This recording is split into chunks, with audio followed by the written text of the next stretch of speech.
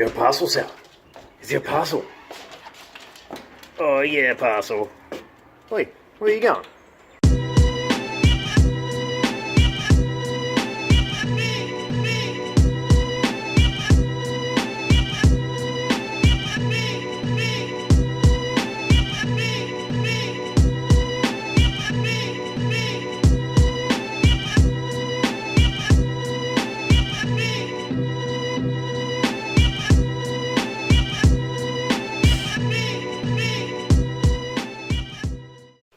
Hey gang, alright, so I've got some new toys here, which is pretty cool. So I hit up these guys, D&D Performance Interiors, for a bit of a sponsorship.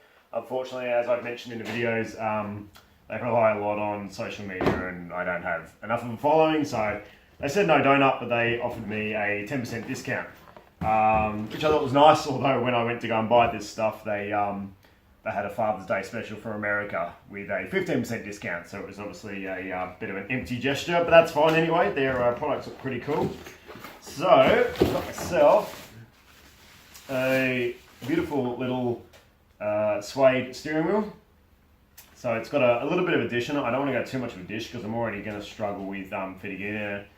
But yeah, I don't know if you can see the detail of that. It's, I'll come around here. It's pretty nice. It's nice thick steel. It's got the little drift band on there, so you know where the top of the steering wheel is, and it's really nice stitching. You got to wear no-mix gloves with these, so you don't wear them out, so you don't really use them on street cars, but super grippy for racing, which is great. So we've got the wheel, and also, because it's going to be a bit tight getting in and out of this car, I've got myself a quick release. This guy here. And in funky colours, because why the hell not?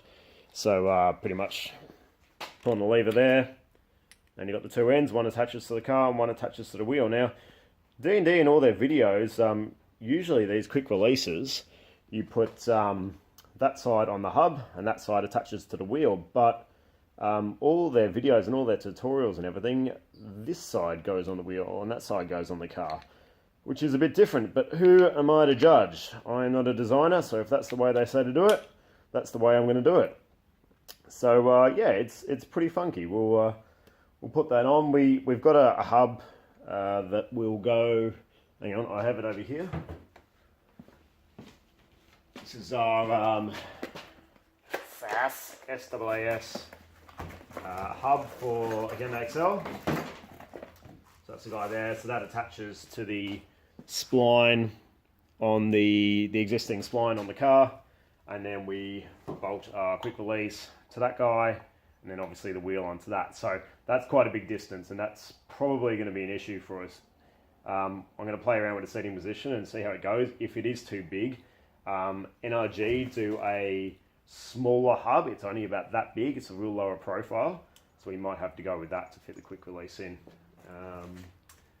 Yes, so what I'm going to do is I'm going to show you guys how to install this stuff. Now, obviously there's a lot of people on this channel that I know for a fact are very skilled with mechanics and with cars, but I know there are a lot of people who are following this who have no experience with cars or modifying or building things, so I'm just going to show you how to change out a steering wheel for all those people, and yes, then you can go and do it to your car, and that'd be heaps fun. Although, if you have an airbag in your car in Australia, you can't change out to a non-airbag steering wheel. Keep that in mind.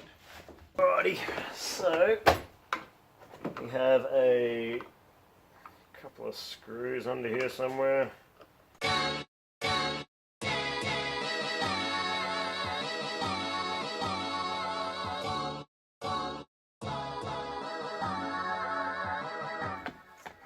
Alright, disconnect the horn.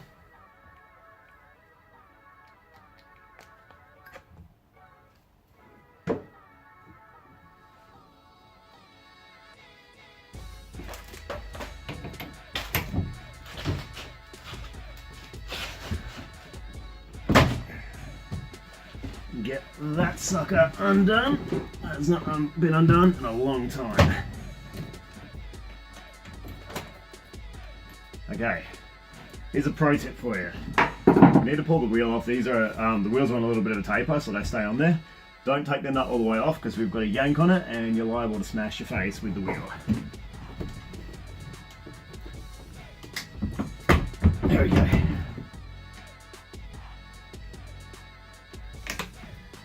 Yeah. That guy off.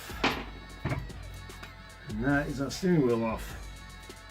And in here is the little horn connection that goes on the little dibblaki there. We're not going to be running a horn.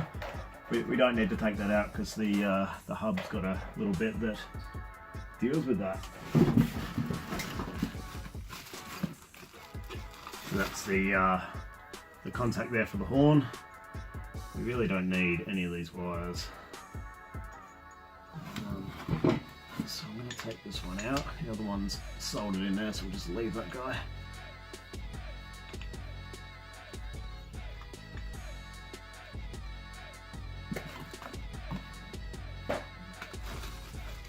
And then maybe I could like aggressively beep at people on the racetrack.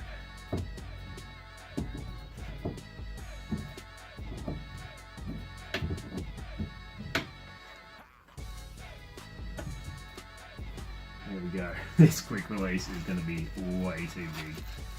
I can tell already. So we'll get it all together, we'll figure that out later.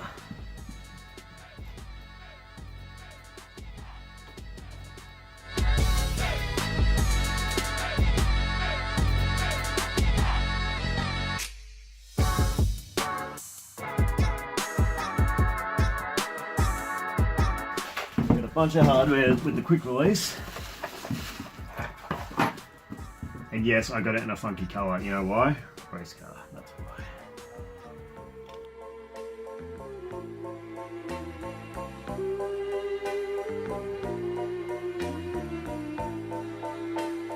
Ryan Little.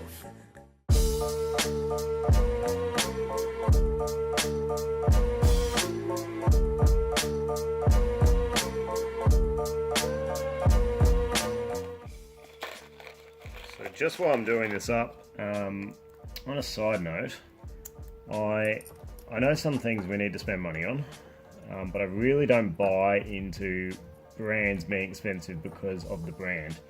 So I put, you know, Momo and things like that into that category. Like, yes, they make really good stuff, but when you look at the quality of some of the other aftermarket brands, I'm not talking about crappy eBay stuff that really is cheap and should be cheap. But you know, like these guys, D&D, and there's a bunch of other brands that are similar. You know, they're a third of the price of Momo, Sparko, and things like that, and the quality is right up there. When you're paying, you know, $400 to $500 for a steering wheel, and the quality is really not that different from another brand, you're pretty much paying for the logo, and I don't like to buy into that because that's ridiculous.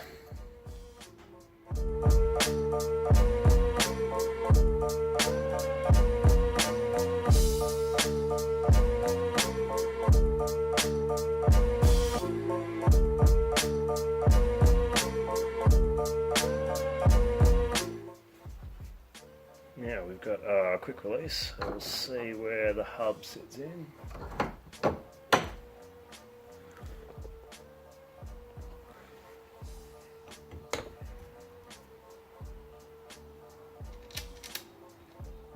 Right there. It's just got some shitty nuts, so I think I'll put Nylox on the back of this so they don't come loose. So I feel that would be shit.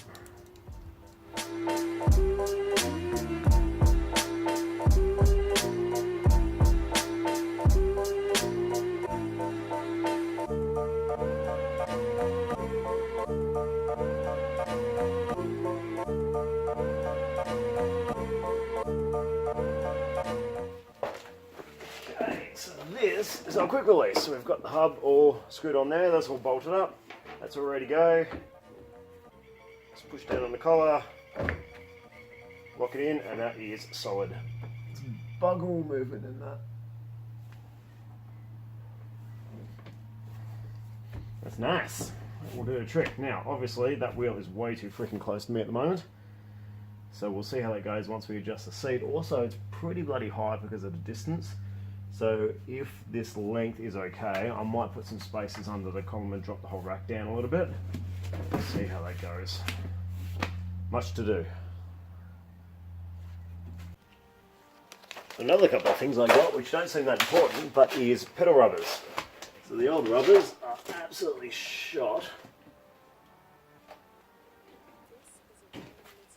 As you can see, their clutch one doesn't even exist anymore. So some brand spanking new ones. We'll put them on. Now I've got to modify the accelerator pedal on this car. It is in the worst spot. There we go. That looks like it'll fit.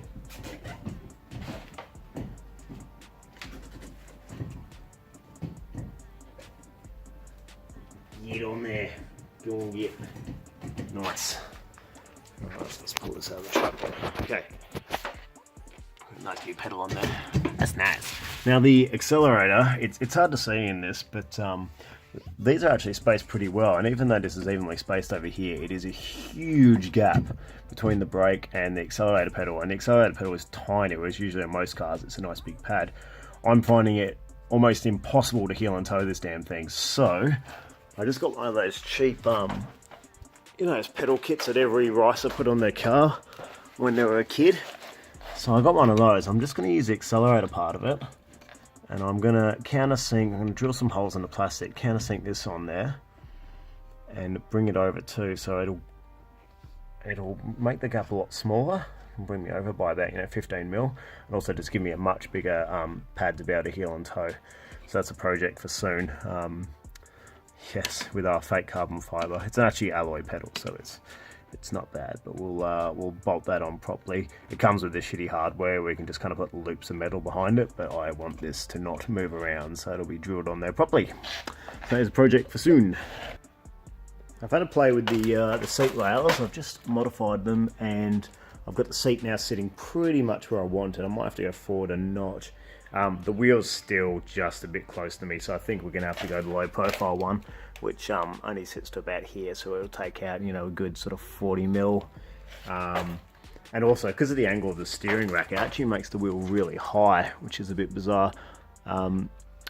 So once that's in closer, hopefully that'll drop the wheel down. If not, the steering column's only held on with 2 brackets here, so what I can do is just unbolt those brackets and just put in some spacers, some like 10 or 20 mil spacers, and that'll drop the whole column down a little bit. It'll still function normally, it'll still have the collapsible aspect of it and everything, but it'll just make it a little lower, so I'm not peering over the steering wheel like a weirdo. So yeah, anyway, but that's pretty cool. We're getting there on the steering wheel front. So that's something I forgot to mention. For those of you who don't know, why the hell do you need a quick release? Well, when this car is finished, this seat's actually not too bad, but these bolsters here, they're basically solid. When we've got the roll cage in, we'll have bars here. We're going to have side intrusion bars that'll sit right up here and go over here, and basically it is a bitch to get in and out of these things. So instead of having to struggle around the steering wheel, and obviously this steering wheel is high at the moment, when we've got it down lower, it's really hard to get your legs in. So when you want to get in, you just pull your wheel off, put it on the passenger's side, and then you get in, and then you click your wheel in, and easy to get in and out. Also, there is the added factor of you can't have these on a street car, and I've always loved the idea of a quick release wheel. I reckon it's funky. So it's nice to be able to do little things on the race car that I can't do on my street car. So yes, that is what a quick release does. Now, what I'm doing is, remember I told you that this panel didn't fit? Well, I've got the old one there, and I've just checked it all out. Turns out the heater gate, the heater controls, are actually in the right spot. It just turns out they're a little too far in. So I'm just trimming the housing back now to get the heater controls out a bit further, and hopefully we'll get this panel in today without having to make a new one. That would make me super happy, because I really didn't feel like making a new one today. So we've got it over here, and what I had done is I'd made it so it sat up on this plate here, and it made it nice and neat. But because of these blocks, it was pushing the heater controls back about 10 mil, which was just a bit too tight. So now I've actually cut these sections out here for those blocks, so it'll sit flush here, and hopefully it should all fit in now. So we'll give it a crack. News! It fits. Just needed to trim those sides back so the heater could come forward a bit, and that's all in there. So now I've got two switches there for the gauge lights and everything. So I've already got a accessories power back there, so I'll run the power to our little fuse box, which I'll mount under there. And I also need to get an ignition wire and run that through onto our main switch. So we've got a kill switch on the ignition too. Okay, so this is the back of our ignition barrel here, and easily enough it's all exposed, so I can try each point with the ignition in different positions and find out what everything is. So at the moment that is dead. Switch it to accessories. Still nothing.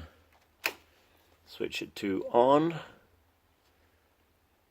Haha, we have life. That guy is nothing. Guys, there's a constant 12 volt here and there's an accessories. So I've tested all these now and it looks like this guy and that guy are both ons. So I just got to figure out which one's the main on. There'll be a starter one in there too, but it's going to be one of those guys. So we can cut that and extend it out to our kill switch, and that should kill the power in an emergency if we need to. Also, what I need to do is this has got a steering lock on it. So when you take the key out, it puts a little pin in there and locks the steering. You actually have to take that out for racing. So I'm going to have to pull this barrel apart and find out where that little pin is and get rid of it. Okay, I couldn't film this bit because I needed one hand on this and one hand on the key. But so I said I've got two wires that are, when I turn the key to on, it shows 12 volts. So that guy and the black guy in there. Now, this guy, I believe, is for the on accessories, so like your windscreen wipers and things like that. Because when I crank it, that goes down to 0 volts. So obviously it cuts the power. So, you know, it cuts your windscreen wipers and your electric windows and all that crap. So the engine can start. And this guy stays on full voltage. So that is the guy we need. Easy way to find out. Alrighty, so we've got the cables at the ignition barrel. I've got them down there and we've identified which one we need. And so now I've just done a nice little solder connection on this. We'll do some heat shrink. And that will be our extension cable that'll go over to the kill switch. We've got the crazy little lock in here, which I have no idea how to get out because these are security bolts that actually snap the heads off as you tighten them up. So they're designed never to come out again. So I've got to check the regs and 100% make sure I need to get rid of that lock, and if I do, I'll have to get creative with the drill and see what I can do. I'll speak to a few of the other XL guys and see what they did. But for now, let's wire in the rest of this kill switch. There we go, and through the magic of editing, we now have two extended cables off our ignition barrel, and so we can wrap all that back up, and that'll go to our kill switch, and we can kill power with a switch. Yes. Alright gang, that was a short video today, just doing the steering wheel and getting that control panel and everything in. I think apart from needing that shorter hub, everything's looking pretty good. Hopefully we can finish up on the interior soon and start looking at other things. I've got the car jacked up at the moment because I just took a couple of parts off, which I will be taking back to my place to do the next video back at home. So thanks again for watching. We'll see you in the next vid.